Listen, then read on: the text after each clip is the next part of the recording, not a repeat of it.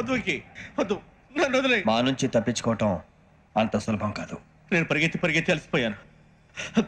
ఏం కావాలి? నీ ప్రాణం అక్కర్లేదు, నీ ఆస్తి అవసరం లేదు. ఏదో అవసరానికి 2000 అప్పటిలా చంపేపోతున్నాను జీవాజీ. ఆయన అప్పు తీసుకున్న తప్పించుకుని తిరగాలి కానీ ఆపేసి మీకు అక్కడ పెట్టండి. కొత్త అప్పు ఇవ్వకూడదని. ఇదిగో వెంకీ, కావాలంటే నీకు ఇచ్చిన పాత బాకీ మర్చిపోతాను, నన్ను వదిలే. మీరు మమ్మల్ని వదలనా? మేము మిమ్మల్ని వదలలేమండి.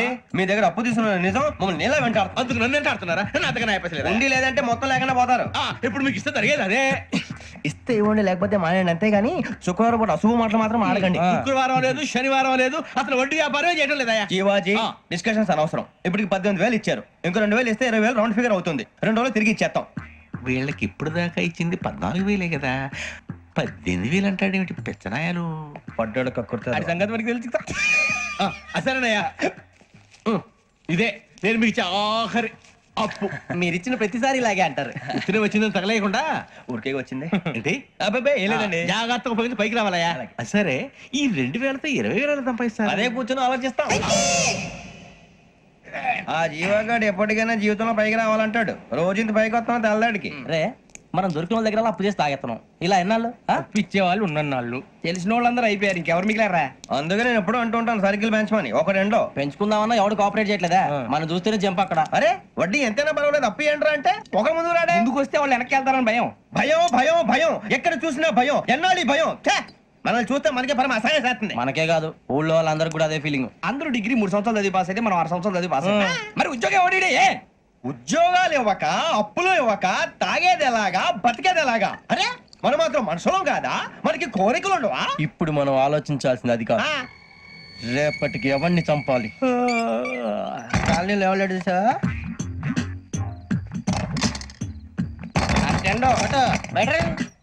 నువ్వా వెంకీ? ఏంటి వెంకీ ఈ టైంలో వచ్చా? నీతో మాడే పని ఉంది, దా చెప్తా. ఏ బాగా నిద్రొస్తుందా? సరిగానే రే, నువ్వు మమ్మల్ని చూసే తలిపేసావా? మామూలుగానే వేసాను. మామూలుగా వేసేవాడివి. మీరు రావడానికి 1 నిమిషం ముందో, మేము వెళ్ళాక 1 నిమిషం తర్వాత వేయాలి కానీ బిలాల్ రాజా, నాకు నిద్ర వచ్చి పడుకుందామని తలుపేసుకున్నాను. అయినా నా ఇంటి తలుపులు నేను అడిగేసుకోవాలంటే తప్పు చేసిన కాక ఇంకా గేర్ సమాధానం చెప్తావా? మీ ఇంట్లో పెళ్లిడికి వచ్చిన ఆడపిల్లలు ఎదురున్నారు. ఇదిగో అమ్మాయిలు, మీతో ఎప్పుడైనా యథాశాలు వేసానా? విన్నారా? అడుగు తలుపులు వేసావు. అనవసరంగా గొడవ ఎందుకు ఇక్కడి నుంచి వెళ్ళండి. గొడవ? మీ ఇంటి మీద పడి ఎప్పుడైనా గొడవ చేశానా బిని గారు? లేదు బాబు. విన్నారా? చెప్పు, మమ్మల్ని చూసి తలుపులు ఎందుకు వేసుకున్నావు? అరే మాకు అప్పించిన వాళ్ళు కూడా మమ్మల్ని చూసి ఎప్పుడు తలుపులు వేసుకోలేదు. ఏం చేయాలి? మరి నువ్వు ఎందుకు వేసుకున్నావు? బాబు టప్ అయిపోయింది, బుద్ధి తక్కువ వేసాను చాలా. అంటే మా మొఖాల మీద తలుపులు వేసామని ఒప్పేసుకుంటున్నావు? ఒప్పుకుంటున్నాను. సరే ఇప్పుడు చెప్పు, మా మొఖాల మీద తలుపులు వేసేంత తప్పు మేము ఏం చేసామరా? అయ్యో బాబు, తప్పైపోయిందని అంటున్నారు కదా, వదిలేయండి బాబు. అదే తప్పు మేము చేసి మమ్మల్ని వదిలేయమంటే మీరు వదిలేస్తారా బిని గారు? తప్పని ఒప్పుకుంటున్నాడు కదా అయ్యా. ఇప్పుడు టైం 11 అయింది, వెళ్ళి పడుకోండి. 11 అయిందా? కొమ్ము ఉంచాడు కదా. నాకు సంబంధం ఏంటి? ఉంది, సంబంధం ఉంది. 11 గంటలకి నా క్లోజ్ ఫ్రెండ్ ఢిల్లీ వెళ్తున్నాడు. 5,000 అప్పిస్తానని ఎయిర్పోర్ట్ రమ్మని చెప్పాడు. నీ గొడవలో పడి ఆ సంగతే మర్చిపోయాను. ఇప్పుడు నాకు జరిగిన నష్టానికి భర్తీ ఎవరు చేస్తారు? మీరా మీరా మీరా? ఎవడు పడితే ఎందుకు చేస్తాడా భర్తీ? మళ్ళీ వాడి నువ్వు తప్పు చేసా వాడే చేస్తా. దానికి కారణం ఈ 10 మనిషే కదా. వాడే చేస్తాడు. యజ్ఞాత షడద్వాతీత రూపిణి అవ్యాజ కరుణామూర్తిరజ్ఞానాధ్వాంత దీపిక. బీరు రమ్ము కలుపుకూడదు, తలకే పట్టేసింది. ఏంటే చదువుకుంటున్నావా? చదువుకో చదువుకో.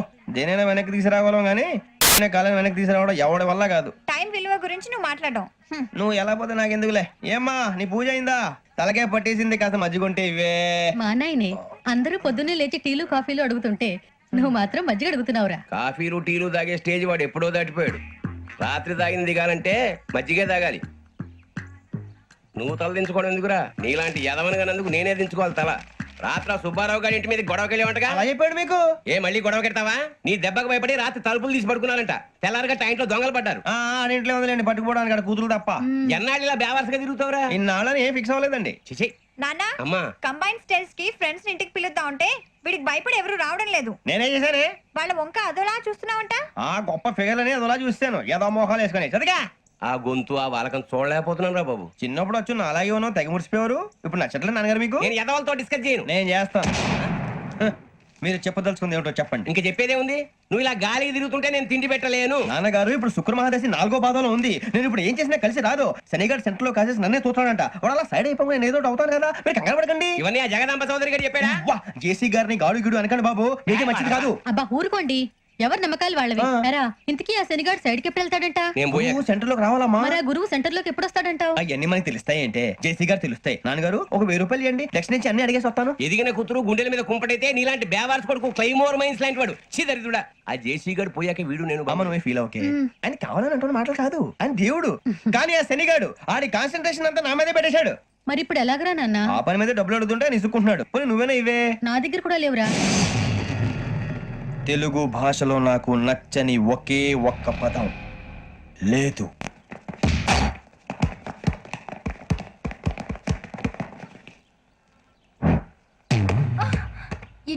అరే సూరే, బాల్ తీసుకురారా. సారీ ఏదో పరప బాలి. బాస్కెట్ బాల్ మాలాంటి ఆడాలి. మీలాంటి మాసన కొడుకులు ఆడితే ఇలాగే ఉంటది. ఇలాగే ఇలాగే ఇలాగే ఉంటది. అమ్మాయిల ముందు ఫోర్స్ కొడతావా? ఆహా, అయితే నిన్ను కొడతా.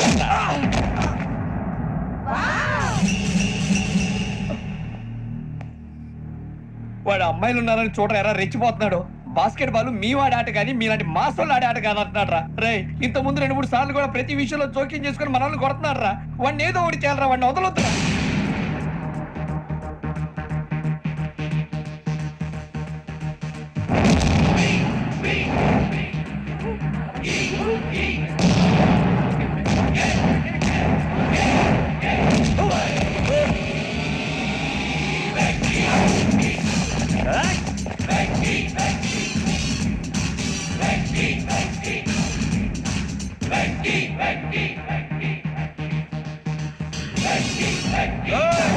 ఆడపిల్లలంటే ఎవరికైనా దెబ్బ తగిలితే అయ్యో అంటారు, మీకేమో ఎవరైనా కొడితే కామెడీ. కొట్టినోళ్ళు మీ దృష్టిలో హీరోలు. ఇప్పుడు నేను పచ్చడి కొడేస్తాను, నేను హీరోని అయిపోతానా? ఏంట్రా రెచ్చిపోతున్నావు? మాకు ఛాన్స్ ఇవ్వా? అసలు వచ్చిందే నీకోసం. మా ఓటు బ్యాక్గ్రౌండ్ తెలియక అడమే చేయిస్తావు. ఇప్పుడు నీకు అప్పుడు అయిపోతున్నా రే. వాడి బ్యాక్గ్రౌండ్ సరే, అసలు నీ బ్యాక్గ్రౌండ్ ఏంట్రా? నాకు సెపరేట్ బ్యాక్గ్రౌండ్ అంటూ ఏం లేదురా. నేను ఎక్కడ నిలబెడితే అదే నా గ్రౌండ్. అంత పుడింగువా? తెల్దా?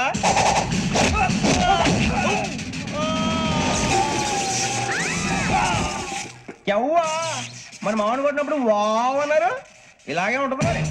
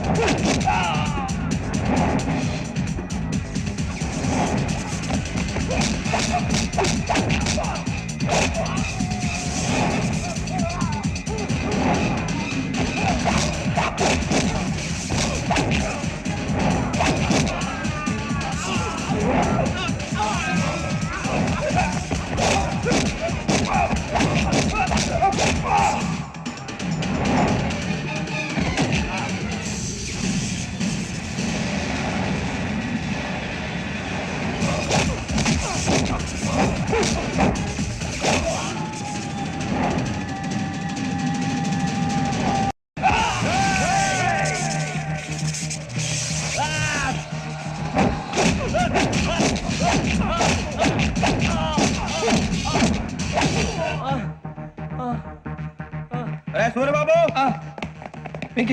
ఇందాక నేను కొట్టినప్పుడు నీకే అనిపించిందిరా? కుమ్మేయాలనిపించింది. మరి కుమ్మే. అమ్మో కుమ్ము.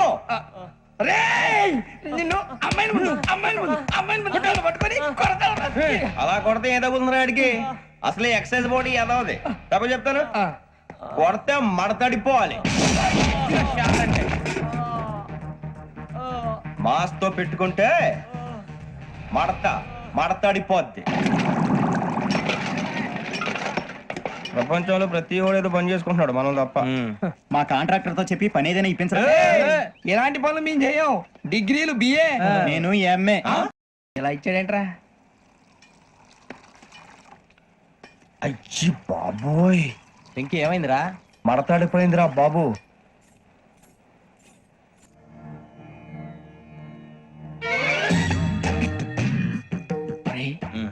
మూసుకునే ఉన్నాడు, కొంపదీసి నిద్రపోతున్నాడు ఏంటి? ధ్యానం కళ్ళు మూసుకొని ఎవరినో కాంటాక్ట్ చేస్తున్నారు. అవునా? అబ్బా.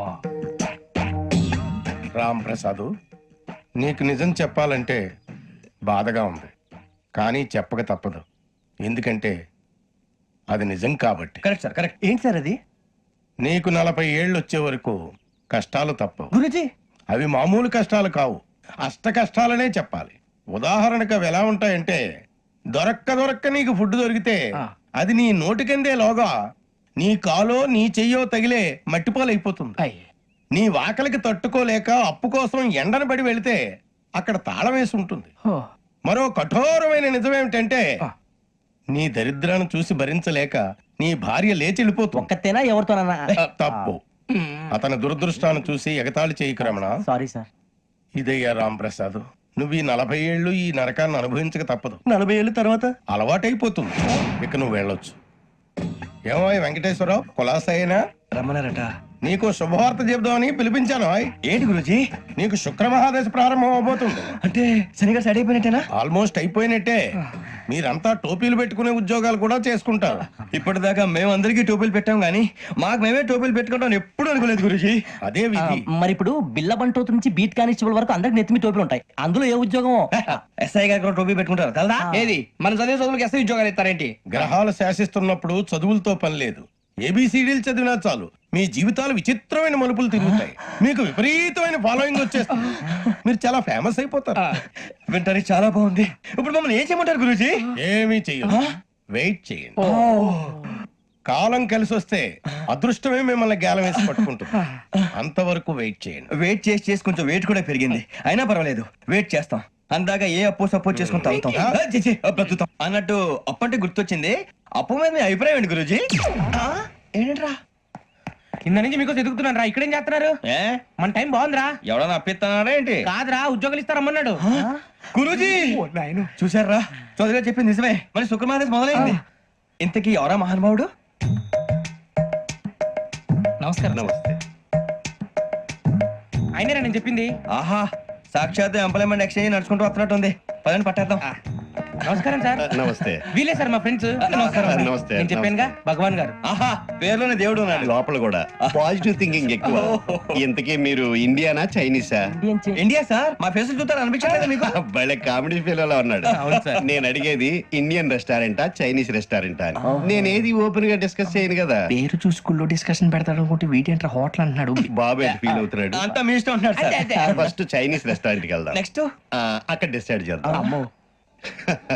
చాలా ఇబ్బంది పడుతున్నట్టున్నారు. నువ్వు చేత్తో తినే బాబు. నేను జనరల్ గా చైనీసే ప్రిఫర్ చేస్తాను. ఫ్యాట్ కంటెంట్ తక్కువ ఉంటది కదా. రేపు నుంచి మేము కూడా ఇదే ఫాలో అవుతాం. ఇంతకీ మీకు స్టీల్ ప్లాంటా, షిప్ యార్డా, ఏషియాడా, జింక, బంక? హెచ్పిసిఎల్. ఇవన్నీ దేనికి సార్? దేనికేంటి? ఉద్యోగం చేయడానికి. మీకు ఎందులో కావాలో చెప్పండి. నేను అమలపోతున్నారా? ఏంటయ్యా డిస్కషన్స్? మాకు నీ ఛాయిస్లు ఉంటాయి అనుకోలేదు. మీరు సడన్ గా జింకు బంకు అంటే సింక్ అవడానికి కొంచెం టైం పట్టింది. అదే అదే జేసీ గారు టోపీలు పెట్టుకుని ఉద్యోగం అన్నారుగా. వీటిలో టోపులు పెట్టుకునే జాబ్లు ఎక్కడ ఉన్నాయండి? అన్నిటిలోనే ఉంటాయి. వాటిలో కూడా ఉంటాయి. వాచ్మెన్ ఉద్యోగం కావాలా? ఇంతకీ మీరు అనే జాబ్ ఏంటి సార్? నేను చెప్పేది టోపులు పెట్టుకునే ఉద్యోగం కాదు, టైల్ కట్టుకునే ఉద్యోగం. అది టైల్ కట్టుకోవటం మాకు రాదు.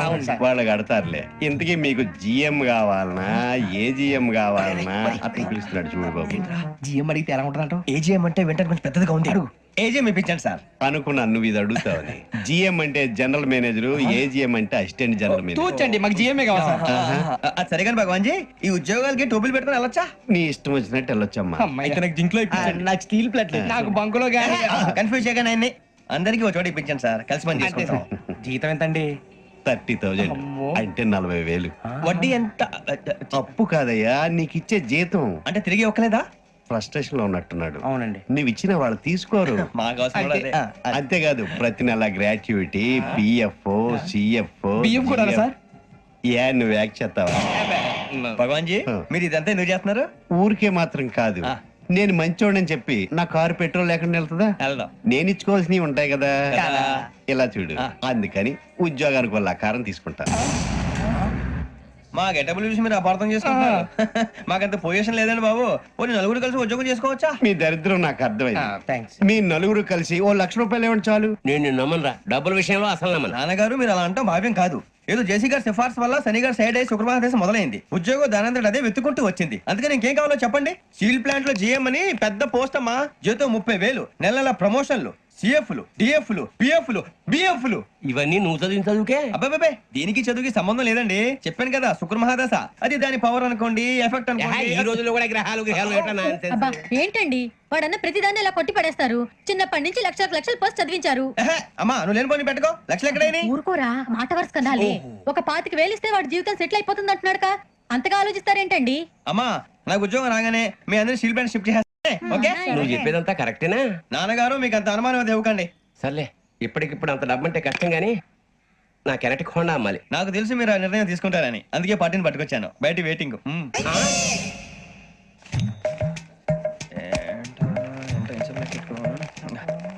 ఇవ్వండి. భగవాన్ జీ మీతో నాకు కుదరదండి. మీరు తేడా మనుషుల్లా ఉన్నారు. చూడటానికి అలా కనపడతాం కానీ తేడా మనుషులు కాదండి. ఇది ఎంతో లెక్క పెట్టండి. 5,000 తగ్గిందండి. ఆ విషయం నాకు ముందు చెప్పాలి కదా. ఇది తేడాతనం కదా. సర్దుబాటు కాక జరిగిన పొరపాటు. మా దరిద్రం మీకు తెలియంది కాదు. మీ ప్రాబ్లమ్స్ నాకు అనవసరం అండి. ఇప్పటికే మీ మూలంగా 3 లక్షలు బొక్క తెలుసా. మీరు ఫేస్ అంత చిరాగ్గా పెట్టకండి. రే ఆ గొలుసు ఎవరా? తొందరగా ఎవరా? ఆయన కోపం వస్తుంది. ఇదిగో తీసుకోండి. తీసుకోండి ప్లీజ్. భగవాన్ గారు తీసుకోండి సార్ ప్లీజ్. భగవాన్ గారు మీ కోపం తగ్గిందా? కోపం కాదు వెంకటేశ్వర గారు, ఎందుకో భరించలేను. అది నా బలహీనత. ఇవన్నీ వదిలేయండి. ఇంకోసారి పొరపాటు జరగదు. మేము ఎప్పుడు జాయిన్ చెప్పండి. కొత్త బట్టలు కొనుక్కోవాలి. మీరు ఆ పనిలో ఉండండి. పొద్దున్నే గుడికి వెళ్ళి 9:30 కల్లా మొన్న వచ్చారే ఆ ఆఫీస్కి వచ్చేయండి. మీ అపాయింట్మెంట్ ఆర్డర్స్ రెడీగా ఉంటాయి. 8:30కి వచ్చేస్తాం. మీరు వచ్చిన వాళ్ళ తలుపులు తీరు. మీ కంగారు నేను అర్థం చేసుకోగలను. ఇంతకాలం పని లేక స్తంభించిపోయిన మీ జీవితాలు ఇక నుంచి వేగం పుంజుకుంటాయి. ఆయన ఉన్నారా? ఎవరు? భగవాన్ గారు. మీరెవరు? ఆయన క్లోజ్ ఫ్రెండ్స్. సరే లోపల రండి. పదా సార్ వీళ్ళు భగవాన్ క్లోజ్ ఫ్రెండ్స్ అంటారు.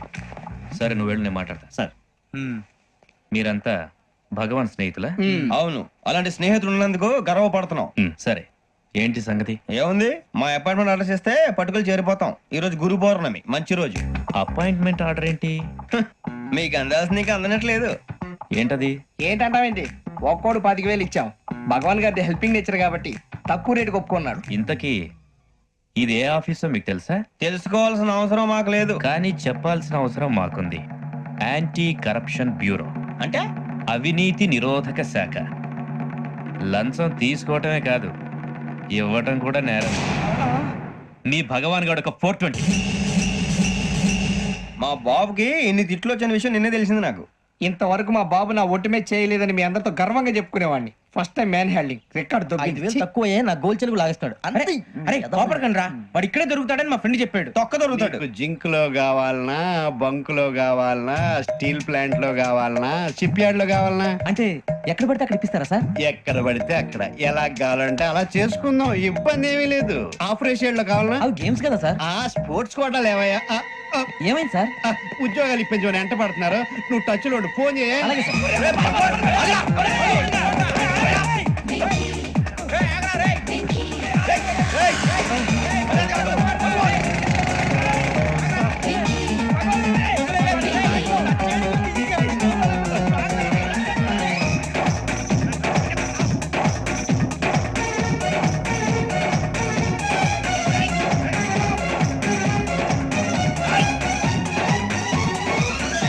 On your mark set go.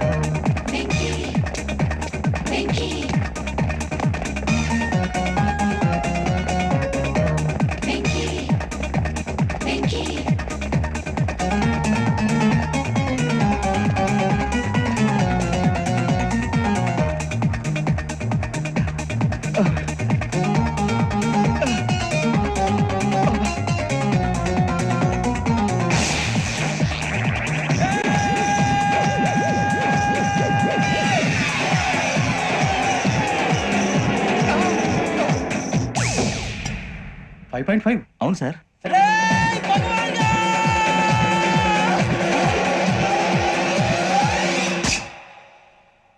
Great.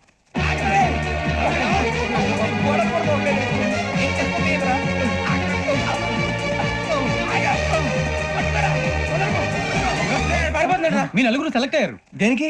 SI selections లో మీరు ఫిజికల్ టెస్ట్ అన్ని పాస్ అయ్యారు.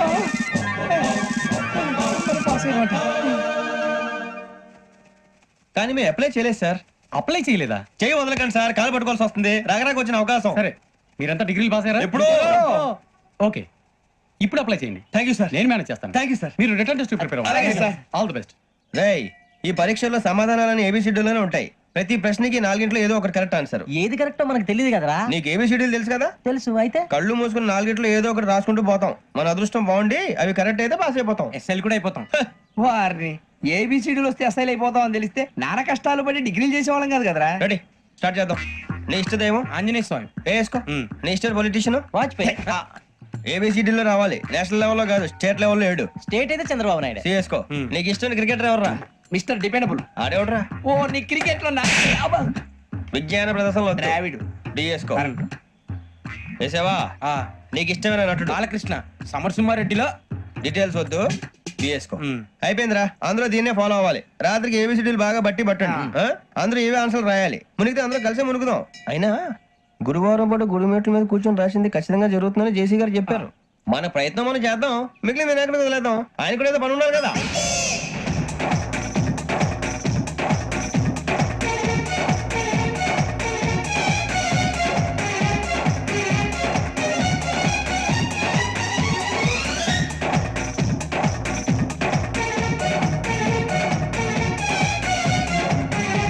ఏమిటి అప్పుడే వెళ్ళిపోతున్నారు? మేము దేవుడిని నమ్ముకున్నాం, అందుకే ఫాస్ట్. వాళ్ళని నమ్ముకున్నారు, అందుకే లేట్. అర్థం కాల.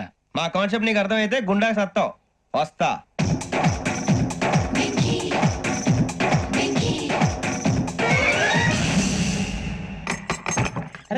అరే మనం అనుకున్నదంతా అయిపోయిందిరా. పొద్దున చిరా తెప్పించకండి. ఎవరు పోయారు? నీ దరిద్రం పోయింది. నువ్వు ఎస్ఐ ట్రైనింగ్ కి సెలెక్ట్ అయ్యావు. అన్న తండ్రి నేనే నమ్మలేదు, వాళ్ళు నమ్మారు. నాన్న నోరు తెరవరా. వాడు ఇంకా మొహం కడుక్కోలేదమ్మా. వాడికి ఏం కొత్త కదమ్మా, నువ్వు పెట్టవే. అమ్మా, చాలా సంతోషంగా ఉంది. ఈ సంతోషాన్ని వెంటనే చౌదరి గారితో పంచుకోవాలి. డేయ్, ఎవడన్నా సంతోషాన్ని కన్నవాళ్లతోటో కట్టుకున్న దాంతోనో పంచుకుంటాడు. నువ్వు మాట్లాడితే దరిద్రుడు జేసీ గారితో. నాన్నగారు, మీకు 1,00,000 సార్లు చెప్పాననే అనొద్దని. నేను ఈ రోజు పొజిషన్కి వచ్చానంటే ఆయనే కారణం. జగదాంబ చౌదరి గారు అంటే దైవాంశ సంభూతుడు. అయితే వెళ్ళి అదే వెళ్ళి ఆయన కాళమివ్వడు. లేవండి. మీరు మామూలు మనుషులు కాదు స్వామి. టోపీలు పెట్టుకుని ఉద్యోగాలు వస్తాయన్నారు, అలాగే జరిగింది. ఏబిసిడీలు వస్తే చాలన్నారు, చివరికి వాటిలతోనే ఉద్యోగాలు తెచ్చుకున్నాం. ఇందులో నాదేముంది? మీ గ్రహాల మూమెంట్ అలా ఉంది. అలా అనకండి, ఆ గ్రహాలు అలా మూవ్ అయ్యేలా చేసింది మీరే. వెంకీ, ఈ ప్రయాణంలో నీకు ఇంకో ప్రయోజనం కూడా ఉందయ్యా. వీళ్ళందరూ ట్రైన్ యాక్సిడెంట్ లో పోతారా స్వామి? కాదయ్యా, ఈ ప్రయాణంలో నీకు అందాల రాశితో పరిచయం ఏర్పడుతుంది. ఆ పరిచయం ప్రణయంగా మారి వివాహానికి దారితీస్తుంది. స్వామి, మాకు పొజిషన్ లేదని ఊళ్ళో లేడీస్ అందరూ చాలా చీప్ గా చూస్తున్నారు. తెల్లరా బాబు అనుకున్నాను, చల్లటి వార్త చెప్పారు. మరి మాకు నీకింకా కొంతకాలం బ్రహ్మచర్యం తప్పదు. వీళ్ళకి ఇప్పుడు అప్పుడే తొందరగా ఉందిలేండి. మేము బయలుదేరుతాం స్వామి. మిక్సెల్ టచ్ లో ఉంటాం. శుభం.